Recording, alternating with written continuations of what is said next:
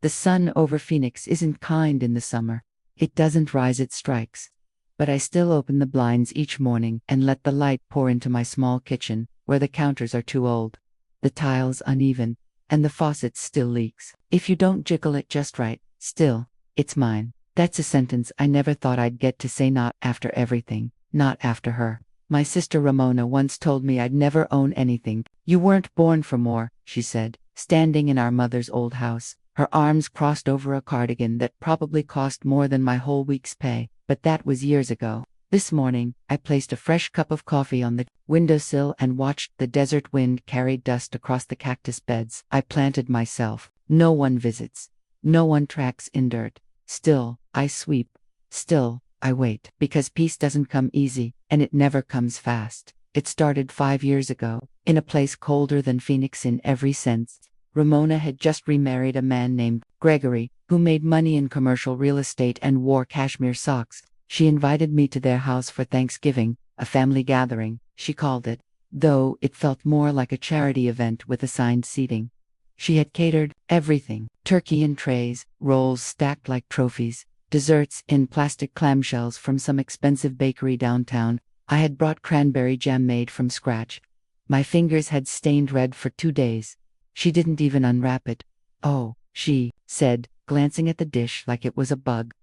"We already have some, but thank you, truly. It's single quotes as ... thoughtful." Then she whispered to Gregory, loud enough for me to hear, "She's still trying so hard." That's what hurt the most. Not the rejection. Not the fake smiles. It was that word, still. Like trying was pathetic. Like effort was a punchline. That night, I slept on the futon in my tiny apartment, with the heat turned off because I couldn't afford the bill, and cried into a dish towel because all my tissues were used. But that was also the night I decided I would stop begging to be seen. Ramona may have been older, richer, more polished, but I had something she didn't. I had survived. She married wealth. I earned grit. So I began saving. Not just money, energy, confidence. I cut corners, skipped luxuries, took extra shifts at the diner, and babysat for half the neighborhood. I started offering to clean people's houses on Sundays and fixed their broken blinds, organized their closets, and scrubbed their walls until my knuckles cracked. I didn't charge much at first, but I learned. I watched, and eventually, I started my own business. It was quiet at first. I didn't have the luxury of logos or websites, just referrals. But soon, I had clients calling me weekly, then daily, and when a local builder needed someone to deep clean their model homes before showings, I said yes. Always yes. One day, the builder handed me an envelope. Inside was a bonus and a contact, a realtor looking for someone trustworthy. That realtor became a friend. That friend helped me apply for a first-time homeowner's loan. 2 years later, I closed on a little stucco house at the edge of the city, beige paint, gravel yard, a kitchen the size of a closet, but it was mine. Every inch. The first night, I slept on the floor with nothing but a pillow and a pizza box. And I've never slept better. But of course, Ramona came back. Not at first. Not until she found out through a cousin that I'd bought a house. Then, the text came, "So proud of you. Let's reconnect." I didn't reply. She showed up anyway, on a Tuesday. In heels, with Gregory in tow and a bottle of wine. They knew I didn't drink. I let them in. I was polite. I offered them coffee. Ramona poked around my living room like it was a museum exhibit. She asked where I got my couch. I told her it was thrift. She smiled like that explained everything. Then she said the thing I'll never forget. "You're doing so well for someone like you, someone like me." She didn't mean poor. She meant me. The sister who used to wear hand-me, who once dropped out of community college to care for our sick mom while she toured Europe with Gregory. "I'm actually impressed," she added, sipping her wine. "This is a good size, manageable, not too much for you, you know." And I knew she didn't come to reconnect. She came to assess, to measure, to remind me of my place. But what she didn't know, what she couldn't see, was that I no longer lived in the place she left me. I had outgrown it. Quietly, permanently. That was the beginning of the end. The rest, I'll tell you next. Ramona started calling after that visit. Not often. Just enough to remind me she was there. Sometimes it was a thinking of you text. Other times, she'd send articles about downsizing in retirement, or how to maximize property value before it's too late. I didn't respond. But then she began showing up. Once, I came home from work and found her SUV parked in my driveway, engine idling. She waved from behind the windshield like she was doing me a favor just by being there. I was in the area, she said, stepping out with a pair of beige heels sinking into my gravel. Thought I'd check in. She didn't ask to come in. She just walked past me like she always had, like I was air. Gregory followed behind her, silent and surveying. My furniture wasn't much second-hand and scratched, but she studied it like she was appraising a foreclosure. Her eyes lingered on the ceiling cracks, the scuffed floors, the fact that my kitchen didn't have a dishwasher. This place has charm, she finally said, which was code for it's beneath me. Gregory didn't say a word until we got to the backyard. He stepped onto the patio, hands in his pockets, and muttered, "Decent lot size. You could get a good return in a couple years." That's when I understood. They didn't just want to visit. They were interested in the house. My house. Ramona dropped the first real hint over coffee, pretending to stir sugar into a cup she never sipped from. "Have you thought about what's next?" she asked. "I mean, long term. This place is cute, but maintaining a house, especially alone, it gets hard. Gregory and I have been talking, and we think you might benefit from something with a little more support." "Support," I repeated. She smiled. "Assisted living, maybe. Or just a community where they mow the lawns and check on you. You deserve to be taken care of." I said nothing. She kept going. "And we could take care of the house. List it for you. You'd make a nice profit. We could set up a trust. You wouldn't have to worry about anything."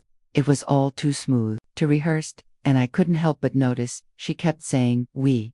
Not you. Not your benefits.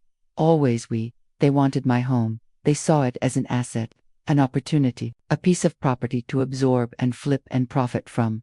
But to me, it was more. It was the floor I fell asleep on the night I finally left my ex-husband. It was the porch where I watched my dog take his last breath, wrapped in my arms under a quilt I'd sewn myself. It was the sun-drenched corner of the kitchen where I wrote my first business invoice on a napkin. It was my life. I thanked them for their concern and walked them to the door. Ramona tried to hug me on the way out. I let her arms brush my shoulders but didn't embrace her. The next morning, I installed the security camera, and then I called someone I hadn't spoken to in years, Mrs. Patricia Monroe. Mrs. Monroe had been my high school English teacher, the kind who wore silk scarves and knew how to destroy a 16-year-old's ego with a red pen. But she had always believed in me. Even when I didn't believe in myself, I knew she'd gone into law later in life, elder advocacy. Specifically, when she picked up the phone, I heard the same sharpness in her voice that used to silence classrooms. "Ramona's circling," I said. Patricia didn't ask what I meant. She knew. "I'm not going to let them do it," I told her. "But I don't know where to start." "You just did," she said. Within the week, Patricia helped me draft a power of attorney, one I controlled. She put me in touch with a financial planner who showed me how to freeze any unauthorized transactions. She reviewed my will and made sure every inch of it was locked down tight. Then she said something I'll never forget: "Don't wait for them to play offense. Be ready with your defense." So I started gathering emails, texts, voice memos, little slips of conversation where Ramona said too much, too soon. I kept my responses polite, vague. I let her think I was softening. I let her think I was afraid. Next time she came over, I offered her tea. I also made sure the voice recorder app on my phone was running in my pocket. She didn't disappoint.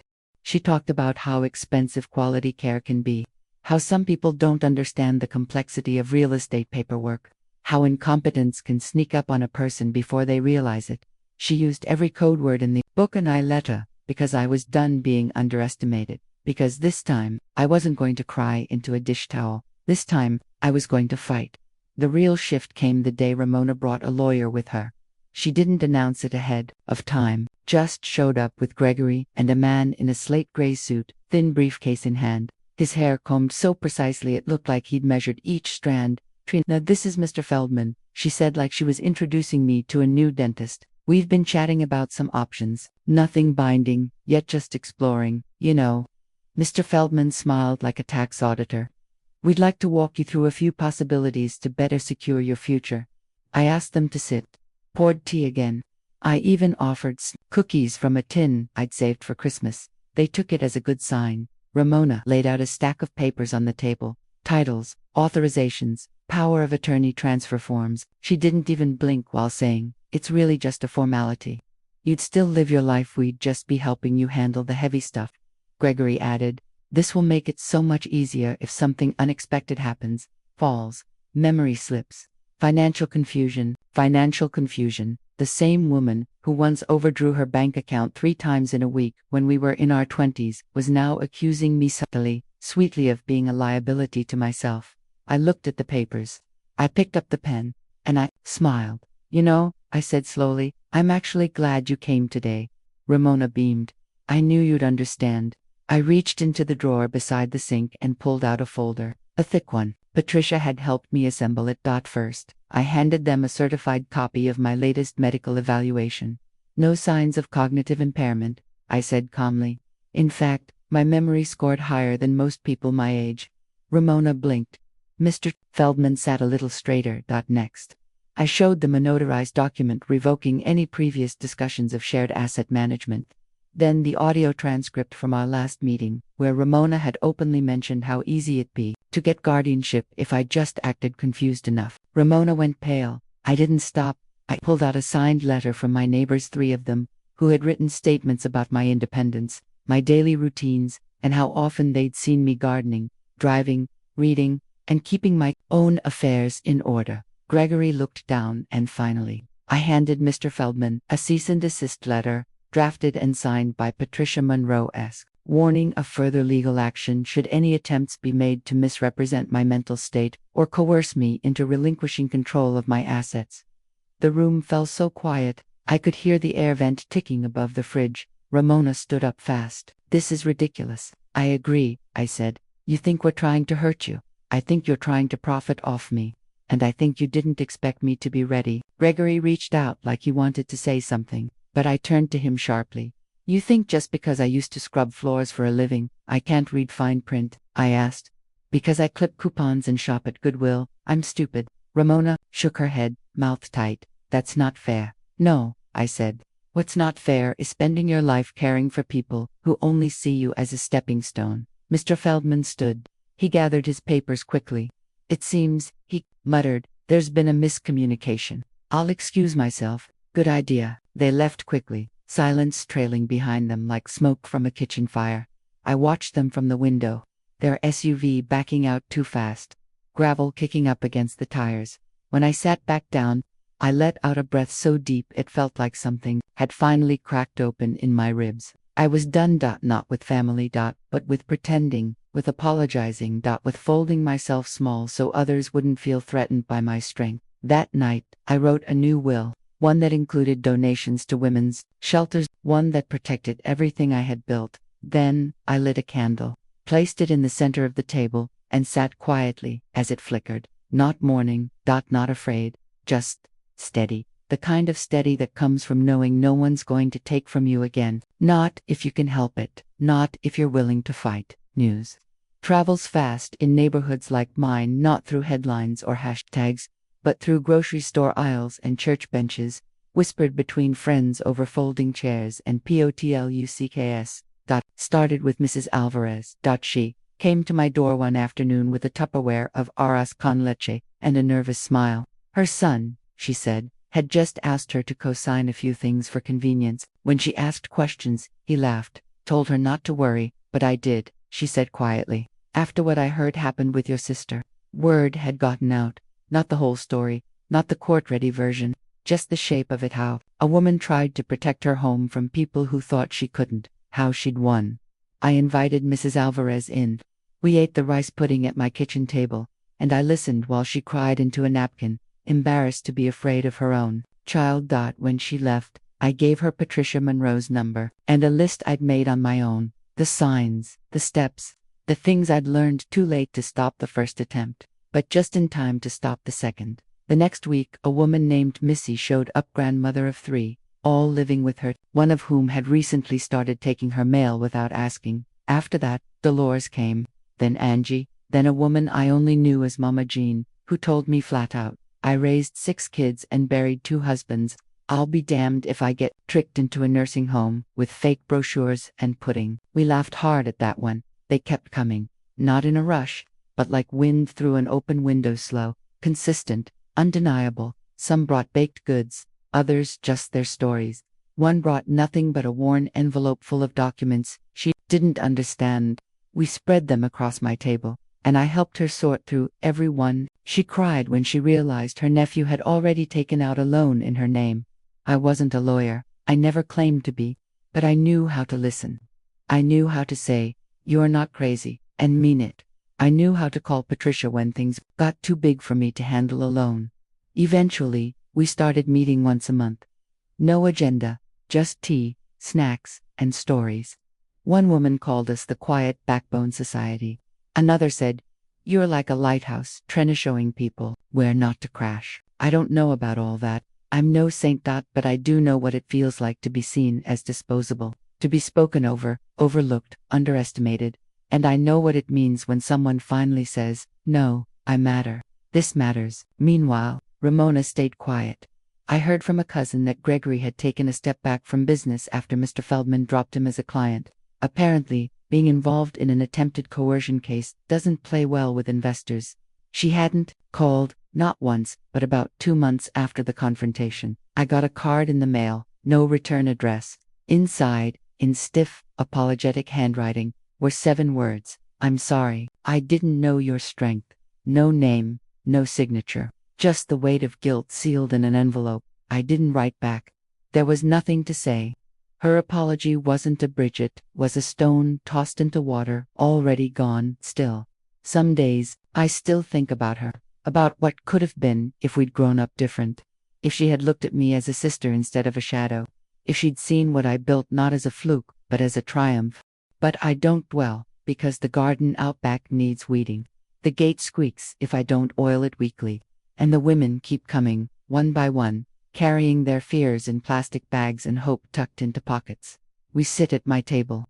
We pass the flan, and we talk, not about loss, not always, but about strength, the quiet kind, the kind no one sees coming until it blooms. The will took 2 afternoons to finalize. Patricia came by with her laptop, thick-rimmed glasses perched low on her nose, a yellow legal pad already half filled with scribbled notes. She moved through the process like someone who had done this 100 times but she never rushed me. "What do you want to happen to this house when you're gone?" she asked, setting her tea on a coaster I'd embroidered myself. It was a simple question, but the answer wasn't.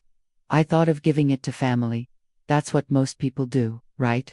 Pass it down, keep it in the blood, even if the blood had run cold a long time ago. But I couldn't bring myself to do it, not after everything. So I said, I wanted to help women like me. Patricia looked up, eyebrows raised. Women who've worked their whole lives and still don't get seen, who are one bad month away from losing everything, who raise children only to be pushed aside like expired groceries. She nodded. "You're talking about a trust, a foundation." "I'm talking about a home," I said, "even after I'm gone."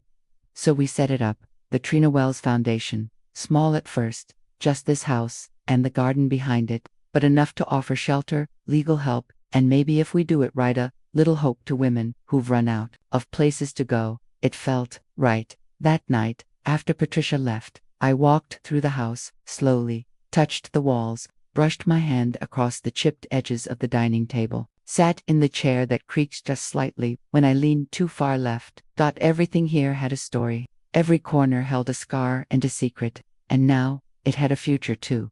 I lit a candle in the window, not for prayer, not for drama, just gratitude. Gratitude for what I had saved, and what I'd learned to let go of. The next morning, a letter arrived. This one had a return address, a tiny town in Oregon.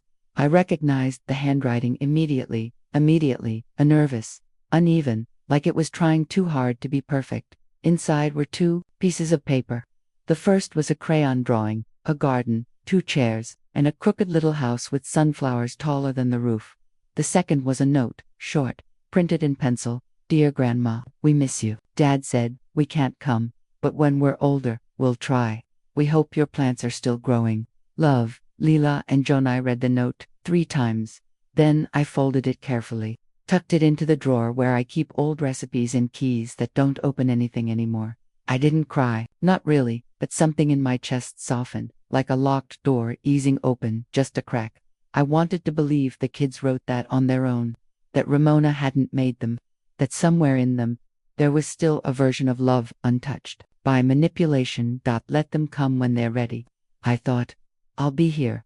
I'll show them the wildflowers, and I'll tell them the truth. Not the bitter parts, not the legal parts, but the part where I chose to stay strong, even when it was easier to give in. The part where I remembered who I was. 2 weeks later, I stood in front of the community center bulletin board with a pushpin in hand and a flyer I had printed on the library computer. It wasn't fancy, just black text on white paper.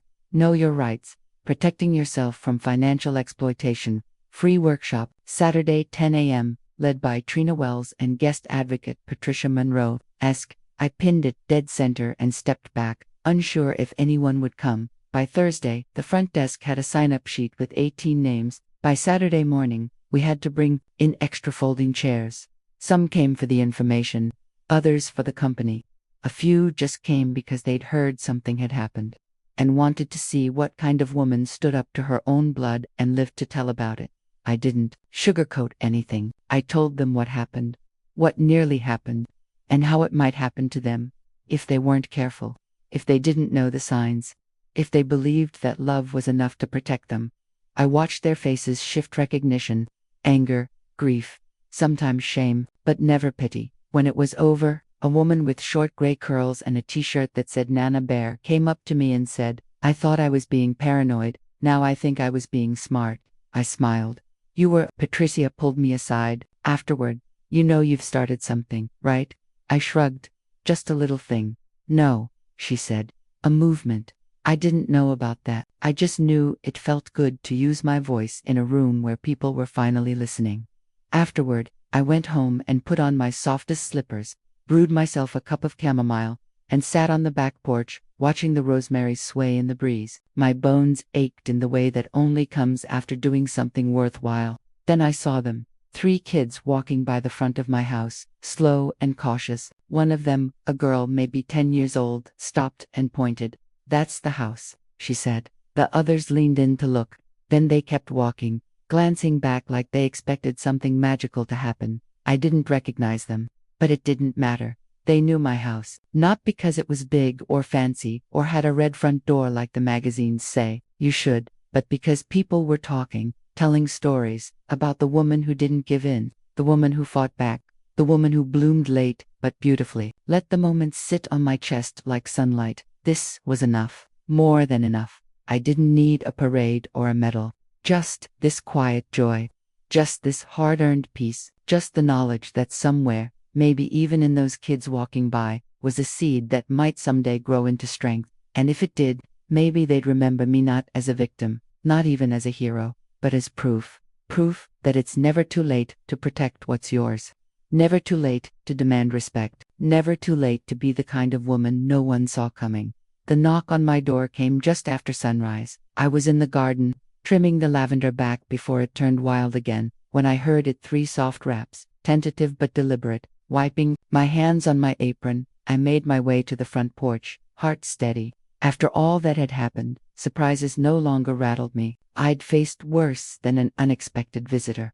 But when I opened the door, I froze. Standing there was a woman I hadn't seen in almost 30 years. "Trina?" she asked, though she already knew. "Darlene," I breathed. My old neighbor from the apartment we'd both once scraped to survive in. She had lived 1 floor above me when we were in our 20s. Before marriage, before divorce, before our bones had started to creak and our dreams had settled like dust on bookshelves, we stopped dusting. She looked older, of course. We both did. But her eyes were still the same, warm brown, full of fire, full of fight. "I saw the article," she said, lifting a folded clipping from the local newsletter. "I had to come. Someone from the center must have submitted it. I hadn't known. I hadn't asked." We sat on the porch sipping lemon water. She looked out over the yard, the fence I patched myself, the flowers I'd coaxed from dry soil, and she smiled. "You did this," she said. "I did," I replied. No apology, no deflection. "And you remember that night?" she asked. I did. The night my ex screamed so loud the neighbors called the police. Darlene had been the one to sit with me on the steps while I trembled, while the paramedics checked my blood pressure, and the officer asked if I had a safe place to go. "You said, 'I don't, but I will.'" I had forgotten those exact words. "You were right," she said softly. "You always were." She told me she'd gotten out, to moved north, remarried, started over, but life hadn't been easy. It never really was for women like us. Always pushing boulders up hills no one else even saw. But she had her peace now. A little bookstore in a lakeside town, a dog named Brisket, and 2 grandchildren who thought she hung the moon. I want to help, she said suddenly, placing her hand over mine. The foundation, however I can. I smiled. You already are. And she was, just by showing up, just by being a piece of the past I hadn't had to erase in order to move forward. We made plans. Not big ones, no capital campaigns or gala fundraisers, just a table at the farmer's market next month, where we'd sell wildflower seed packets to raise money for emergency groceries or utility payments for women waiting on Social Security checks that always came too late. We'd call them seeds of safety. Darlene laughed when I said it. That's so you, she said. I laughed, too. It felt like joy without guilt, like laughter that didn't have to apologize for existing. And for the first time in a long while, I didn't feel like I was holding up the whole world alone, because I wasn't. Not anymore. 2 months passed. The wildflower seed fundraiser at the farmer's market sold out by noon. People came by not just to buy seeds but to talk. They told stories of grandmothers swindled out of homes, of aunts signed away to care facilities under pressure, of mothers who gave until they had nothing left, and they listened to me, to Darlene, to the women who stopped by with updates. One woman whispered, "Because of you, I said no for the first time in my life." That was the real victory, not the money, not the attention, but the quiet, stubborn shift, the small rebellions that grow into something unstoppable. By late summer, a reporter from the Phoenix Tribune reached out. She'd heard about the workshops and the foundation. Asked for an interview. I hesitated. I don't want this to become a spectacle, I told Patricia. She nodded, setting her coffee down. It won't, but Trina visibility is power. The more people know, the more they can protect themselves, or ask for help. That's what you wanted, isn't it? She was right, so I agreed. The article ran the following Sunday, under the headline, 1 Woman's Fight Against Quiet Exploitation Inspires Statewide Support Network. There was a picture me on the porch, holding a small pot of rosemary, eyes squinting just slightly from the sun. I didn't like photos, but this one felt honest, lived in. Within days, I received over a dozen letters, some from women asking questions, others just saying thank you. But one letter stood out. It came from an address in Mesa, postmarked with no return name. Inside, 3 lines were written in blue ink. You probably won't believe this, but I'm learning. They have me working in the memory care wing. No signature, but I knew the handwriting. Ronnie. My nephew Ramona's son. The same boy who once told me I smelled like mop water, who never looked up from his tablet at family dinners. He was working in a care facility. Now maybe quoted, maybe not. I didn't know what to do with that, so I didn't do anything. Not yet, but I kept the note, folded it carefully, tucked it behind the photo of my mother in the hallway, only place in the house I kept 4 pieces of the past I hadn't yet made peace with. That week, I planted sunflowers along the edge of the front yard. It was late in the season, but I wanted them there anyway. Tall, proud, unafraid to face the light. A little girl walking by with her father pointed to them and said, "Look, Daddy, that's the strong flower house." I smiled from the porch, too far away to be heard, but close enough to feel the warmth settle in my chest. I didn't need plaques or headlines. I didn't need Ramona's approval or Gregory's silence. I had this. I had me. And for the first time in my life, that felt like more than enough. By the time the first autumn breeze rolled through, the garden was louder than ever. Bees danced between the lavender stalks, the rosemary had filled out like a lion's mane, and the sunflowers, though a little late, stood tall enough to lean against the fence like old men with stories to tell.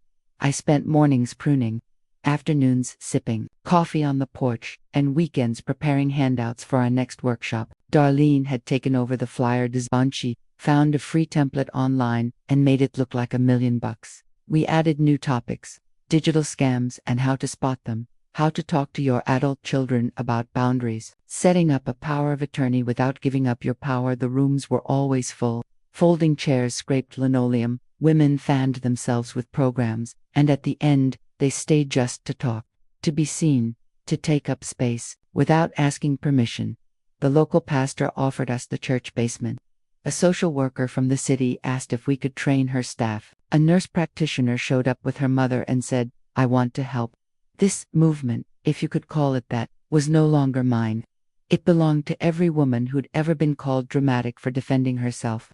To every grandmother, shamed into silence, to every widow who'd been cornered by convenience. I no longer had to lead it, I just had to water it. And that's what I did. One morning, while arranging potted mums on the porch for an upcoming community day, a car pulled up slowly in front of my house. I didn't recognize it, didn't panic either. Not anymore. The passenger door opened, and a girl stepped out. She was taller, now maybe 12. Her hair was pulled into a braid like I used to do for her when she was small. "Leela," I whispered. Behind her came Jonah, his arms full of a paper bag and a nervous grin stretched across his face. They walked up the path together. "No, Ramona. No, Gregory. Just them." "Hi," Grandma Lila said softly. "We asked Dad if we could come. He said we could if we went on our own." Jonah nodded. "He didn't drive us. Aunt Marie did." A name I hadn't heard in years. They sat with me on the porch. We drank lemonade and ate cookies they brought from some gas station on the way. They asked questions about the sunflowers, about the lavender, about the woman in the newspaper. "Is that really you?" Jonah asked, pointing to the article I had left folded under a pot. "It is," I said, "but I'm just one part of a bigger story." Leela reached into her backpack and pulled out a wrinkled envelope. Inside was a drawing, another garden, this one with 3 chairs. "You said last time we could visit when we were ready," she said. "We're ready now." I didn't say much after that, just nodded, reached out my hand, let her small fingers wrap around mine, felt Jonah lean his shoulder against me as he looked out at the yard. There was so much I wanted to say, about trust, about growth, about forgiveness that doesn't mean forgetting. But the wind moved through the sunflowers, then, making them sway, and I knew they heard enough. The garden didn't ask for perfection, only care, and it grows anyway.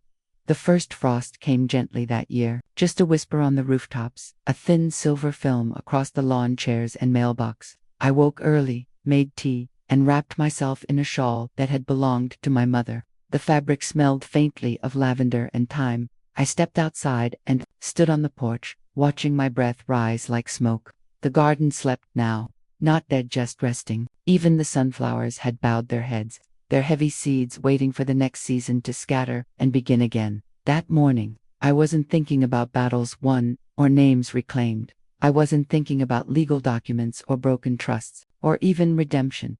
I was thinking about legacy, not the kind written in stone, but in soil, in lives touched, in voices that used to tremble but now speak with steel. The foundation continued to grow. We'd helped 8 women find safe housing.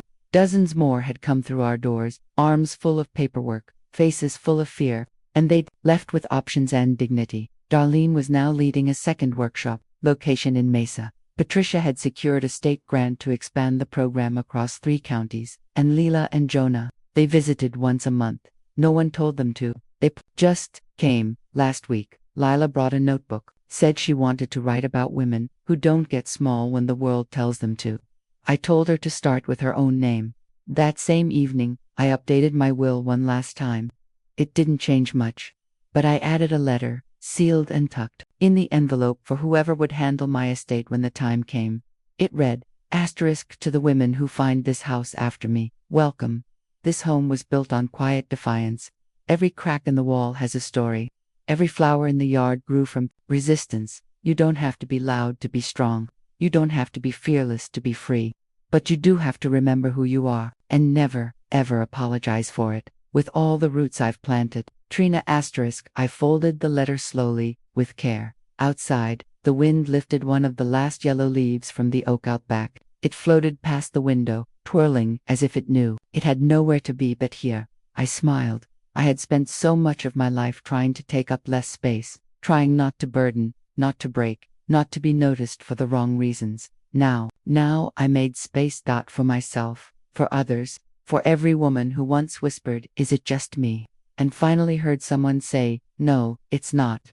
I am not a miracle, but I am proof that you can survive betrayal without bitterness, that you can bloom late and still fill a field, that you can lose everything except yourself, and that's more than enough." So I sit here now, a warm mug in hand, on a porch that once felt too big for me, and I wait, not for permission, Not for apology, just for morning light to hit the rosemary again, because the truth is I'm still blooming, and the garden, it's not finished yet.